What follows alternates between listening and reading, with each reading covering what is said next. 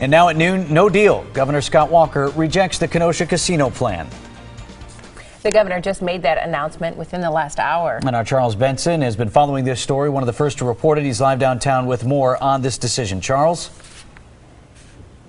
Well, a stunning turn of events for the Kenosha casino on two fronts. One, that the governor has actually made the decision, and that the decision is no. The governor speaking here just a few minutes ago saying that the stakes were too high. The liability was too high for taxpayers, saying they would be on the hook for hundreds of millions of dollars because of a previous agreement between the Potawatomi and the state that would have allowed them to cover any losses, or that the state taxpayers would be responsible for any losses and any penalty if a Kenosha casino had been built. And at the end, the governor said he could not accept that liability, even though the Menominee Indians had said they would cover those costs, pay for any additional costs, that they were pretty clear that they could make up any lost revenue to the state. But in the end, the governor's saying no. Here's why. That is because of the compacts that were put in place by former Governor Jim Doyle. We believe that the state taxpayers would be exposed in the short term to about $100 million or more in terms of lost revenue. I had hoped that we could find a way to avoid that. I had worked on a way to try and avoid that.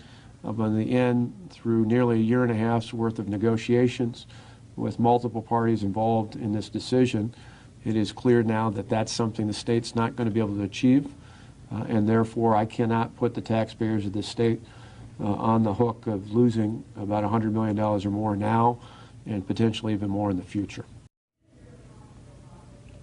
So a lot of people will be asking, why now? The governor had until February 19th to make a final decision, but he makes this decision the day before he goes to Iowa, where he is going to be giving a speech to a big conservative group there. They're all possible presidential candidates. I asked him if that weighed into his decision. He said politics had nothing to do with this, but that will be a question a lot of folks will be asking. For now, we're live in downtown Milwaukee. Charles Benson, today's TMJ4. You know, that's the only thing, Charles, is the timing of it. The governor did still have a little bit more time on the clock. He's just heading out to Iowa now, where you will be joining him to cover that event. You expect him to bring it up there, since so many influential Republicans in Iowa had urged the governor to do exactly what he just announced?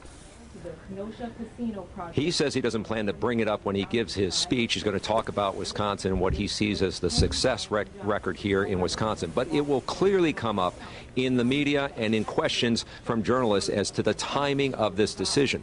The other key interesting thing here, I asked the governor, is this a done deal? Is there no way that this could come back, that this issue could be revisited? And he said in his mind, no. The only way that could happen is if the Hard Rock, the Menominee Indians, go back and reapply, which is a long process. So for now, he's saying it's a done deal. Denny? All right, Charles Benson live for us downtown. Charles, thank you.